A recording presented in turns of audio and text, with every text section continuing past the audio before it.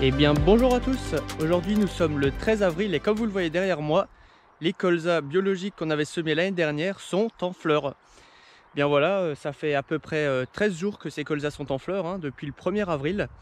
Et puis je suis plutôt très satisfait donc de l'état de la culture actuelle. Donc comme vous le voyez derrière moi, on a quand même un colza qui est très homogène au final, avec des hauteurs de plantes qui sont plutôt aussi très importantes. Donc là comme vous le voyez derrière moi, ça m'arrive carrément à l'épaule quasiment. Donc on peut considérer que la biomasse du colza est également assez importante et quand on regarde d'un peu plus près, bien effectivement, on a quand même au final une bonne programmation, on va dire, de rendement en termes de composantes, hein. Donc à la fois une bonne densité de pieds au mètre carré. Donc là on a environ 10 pieds par mètre carré, donc c'est amplement suffisant pour du colza, notamment biologique. Et puis ensuite du coup on a nos différentes ampes florales. Donc l'ampe florale c'est tout simplement la partie qui va porter les fruits pour le colza. Et donc comme vous le voyez là, on a la floraison qui s'établit toujours donc du plus bas des ampes jusqu'à l'extrémité. Et donc là, si on regarde tout ce qui a fleuri en premier, donc vers le 1er avril, on a déjà ce qu'on appelle les siliques de formés. Et donc là, on peut avoir des dizaines, voire centaines de fleurs par pied de colza sur différentes hauteurs. Donc ça commence tout d'abord sur le haut et ensuite ça s'étale vers le bas. Vous voyez ici, ça va également bientôt s'ouvrir. Et au fur et à mesure du temps, le colza se plaît, se développe et les différentes fleurs et donc le futur rendement se produit. À savoir que les anciens avaient toujours également cette notion en tête qu'un jour de floraison de colza c'était à peu près entre 1,5 et 2 quintaux à peu près donc de grains produits par jour de floraison. Donc vous calculez, si on a à peu près 15 jours de floraison, donc pour le moment ça risque de durer un peu plus, on a quand même déjà un bon potentiel de rendement en vigueur vis-à-vis de ce colza, donc peut-être 20, 25, 30 quintaux. Par contre après on va voir également comment se remplissent ces gousses, quel état d'alimentation de la plante va y avoir. Et puis donc au final, est-ce que également on arrivera donc à rentrer l'ensemble des grains donc dans la benne, hein, on ne sait jamais, on n'est jamais à l'abri effectivement, que ce soit d'une tempête de grêle ou d'autres risques, hein, bien sûr. Bien, pour vous retracer rapidement donc l'itinéraire technique qui a été appliqué sur cette culture depuis le semis, souvenez-vous, donc l'année dernière, donc fin août 2024. Donc au niveau de l'automne, donc on n'avait rien fait. Souvenez-vous, on avait fait une petite vidéo, vous pourrez d'ailleurs aller la voir, d'état global donc des colzas, une petite visite. Donc là globalement déjà les colzas, ils avaient formé une très belle biomasse due à cette météo plutôt humide et chaude à l'automne, donc ce qui avait fait qu'il y avait une belle minéralisation des sols, plus également une très bonne valorisation, je pense, du digestat qui a été apporté sur ce colza. Par la suite, donc, j'avais estimé environ 50 ou 60 kg d'azote absorbé donc par le colza en entrée d'hiver, donc en fin d'automne, et ce qui est déjà donc à retirer dans le bilan global donc azoté de la culture. Donc au niveau des interventions culturales, le 23 février 2025, donc cette année, on a fait notre premier rapport donc sur les colzas. Donc c'est un apport de kieserite. Donc la kieserite, c'est quoi?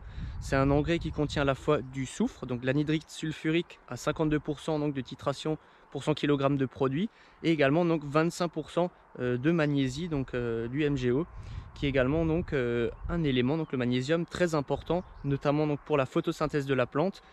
Il aide également à la synthèse de certaines protéines comme le soufre, et permet globalement donc de faire tenir les cultures. Donc au niveau de cette kieserite, elle a été apportée à environ 180-200 kg par hectare, donc ça fait à peu près entre 80 et 100 unités de soufre apportées, donc c'est le besoin du colza, hein. Par la suite de cela, donc le 2 mars, on a réalisé notre dernier rapport sur le colza, et oui c'est tout. Au final on a réalisé notre rapport de kieserite le 23 février et un apport d'azote, donc d'engrais organique, le 2 mars. Et donc cet engrais organique apporté était constitué à 9,5% d'azote, 5 de phosphore, et c'est tout. Donc globalement j'ai apporté ce produit entre 450 et 500 kg par hectare, ce qui fait environ 45 à 50 unités d'azote apporté par le produit donc au niveau du colza, plus un petit peu de phosphore. Donc là au niveau du bilan global, je pense, d'état de fertilisation azotée sur ce colza biologique, on est plutôt pas mal. Donc comme vous pouvez le voir, les plantes ont assez peu au final souffert du manque d'azote. J'ai l'impression qu'il y avait une petite phase de jaunissement ou de verdissement clair au niveau du mois de mars, vers la mi-mars, fin mars, mais je pense également donc qu'il y avait également une possible raison que cet azote organique qu'on avait apporté n'était pas encore mis à disposition pour la plante. Donc, heureusement qu'il y a encore eu un peu de pluie jusqu'à là.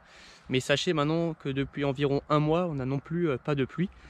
Donc comme vous pouvez le voir, l'état du sol est encore un peu frais, étant donné qu'on est quand même sous une culture qui est plutôt très couvrante.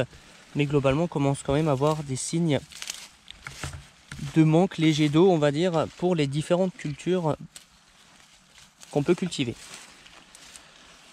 Donc là, vis-à-vis de la plante, comme je vous le disais, des feuilles plutôt très saines et globalement, donc on dirait qu'elles ont réussi quand même à bien mobiliser l'azote et les différentes formes qui ont été apportées sur toute la culture.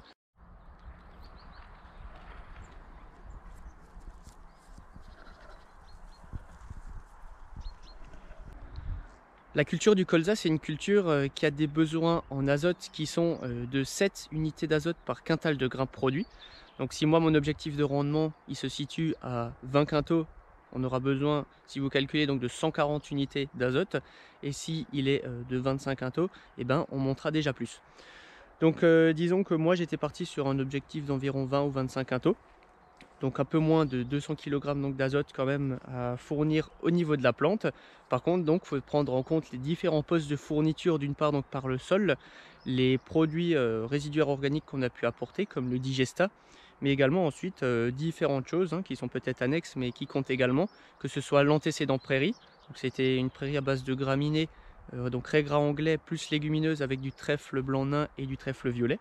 Donc là il y a un effet également, donc fourniture d'azote par le sol sur cet antécédent prairie par la minéralisation de la matière organique, plus également donc les quelques plantes compagnes. Donc là c'est vrai que par zone dans le colza, tellement il est dense, on a du mal à repérer ces plantes compagnes, mais souvenez-vous, on avait implanté du trèfle et également de la lentille, et pourtant pour le moment on en voit très peu. Donc là si je me penche un peu, on voit, j'espère que vous arrivez à le voir, un trèfle ici, donc ça doit être un trèfle blanc nain ou intermédiaire qui a été implanté. Mais sinon c'est vrai que l'état global de salissement de la parcelle, eh ben, il est plutôt très faible. C'est-à-dire qu'on a très peu de mauvaises herbes sur cette culture qui est plutôt très couvrante. Donc pour revenir à nos fournitures d'azote, je compte à peu près donc 50 ou 60 kg d'azote absorbé par le colza en entrée d'automne, de par notamment la fourniture du digesta. Plus en addition l'azote organique qu'on a pu apporter le 2 mars cette année, qui représente également 50 unités d'azote par hectare. Donc on est déjà à 100-110 kg d'azote fourni. On peut compter un aspect fourniture du sol par sa minéralisation. Donc ce sont des sols sableux à faible taux de matière organique. Donc je compte environ 50 kg également d'azote potentiellement minéralisé au niveau de cette matière organique qui sera également fournie aux plantes. Donc là on arrive déjà à 150-160 kg d'azote, plus peut-être quelques annexes comme les plantes compagnes qui peut-être représentent 10 unités on va dire sur le développement de la lentille l'année dernière et un peu du trèfle selon les zones également. Donc on arrive aux alentours, voilà, comme vous le voyez, 150-160 kg d'azote apporté au niveau donc des différentes fournitures donc, sur le cycle de vie du colza, ce qui est plutôt déjà très bien.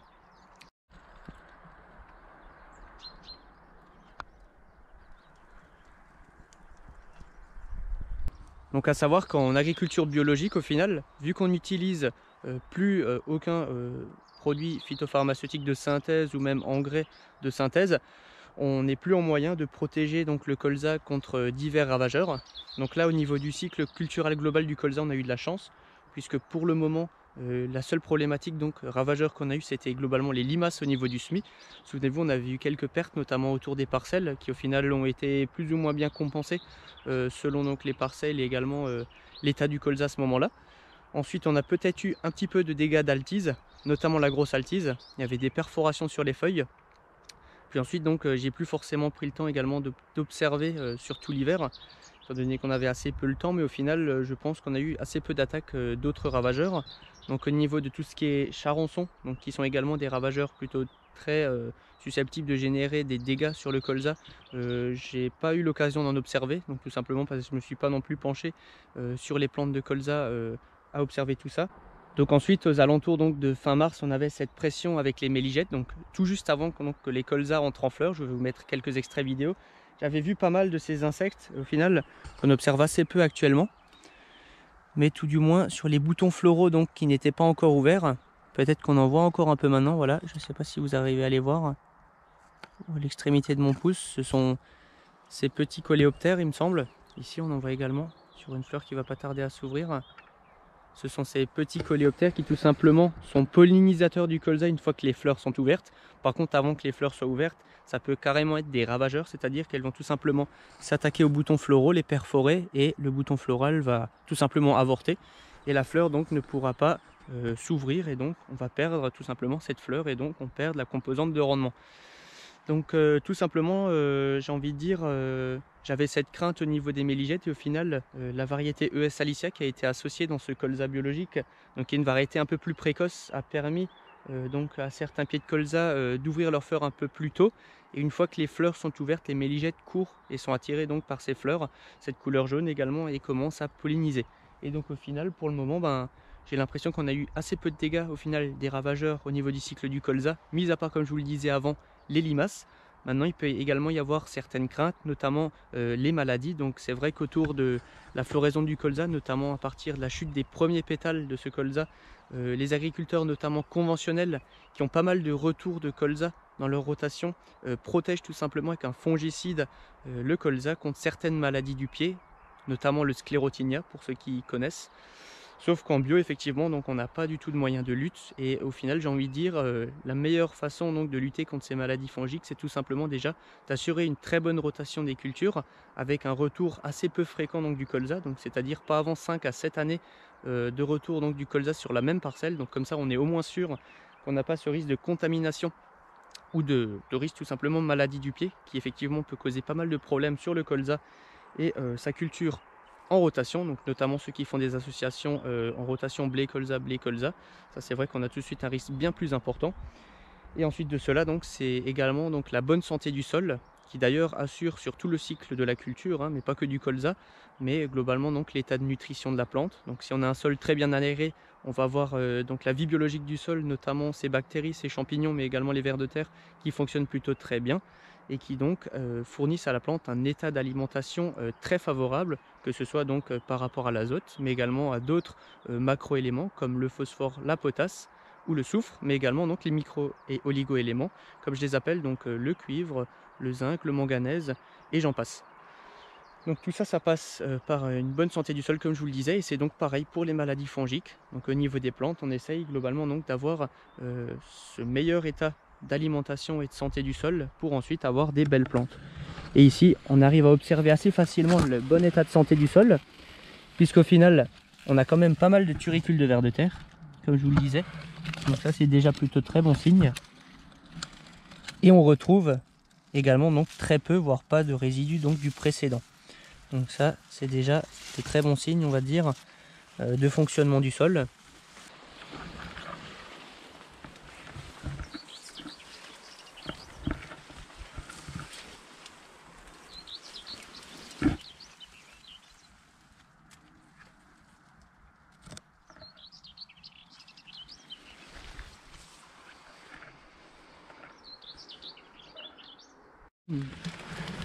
Par endroits, on retrouve quelques pieds de trèfle, notamment celui-là, donc ça doit être du trèfle violet, vu la morphologie des feuilles. Puis également, donc comme vous le voyez, les quelques ou seules mauvaises herbes qui sont présentes à l'heure actuelle, je pense que la plupart d'entre vous les connaissent, donc c'est bien sûr le lamier pourpre, qui est présent ici et qui signifie d'ailleurs qu'on a un bon état d'alimentation azotée de la culture en général quand on a ces plantes là qui sont ou peuvent être classées donc parmi les plantes nitrophiles.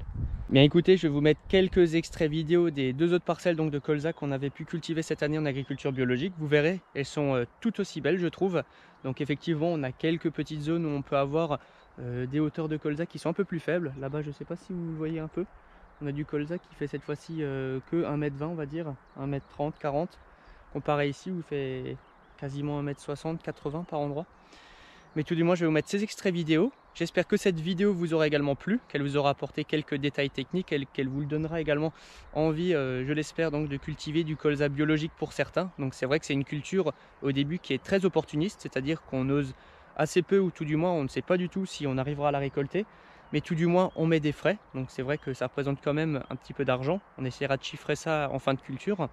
On met des frais. Puis ensuite, donc, on essaye de voir si on peut rajouter d'autres frais selon l'état donc de la plante. C'est vrai qu'au final, si on a peu de pieds en sortie d'hiver ou qu'on a un colza qui est vraiment chétif, on va peut-être pas forcément le garder. Donc là, on nécessitera donc pas au niveau de l'ITK du colza de mettre de la kieserite comme du soufre ou encore de l'azote, hein, mais on va plutôt donc changer de culture et donc revoir ses frais. Tout du moins pour le moment, j'espère que cette culture-là va continuer son développement, que tout va bien se passer et qu'à la récolte, on puisse se donner rendez-vous pour donc, je l'espère, un rendement déjà plutôt très favorable sur une culture qui au final m'aura demandé assez peu d'intervention, si ce n'est donc le semis qui demande pas mal au final de points de vigilance. Mais au final, là, j'ai l'impression que c'est plutôt très bien parti. Ben écoutez, je vous souhaite encore une bonne journée. N'hésitez pas à vous abonner, à mettre un like et à lâcher un commentaire. Et puis nous, on se dit à une prochaine pour une prochaine vidéo. Allez, ciao tout le monde!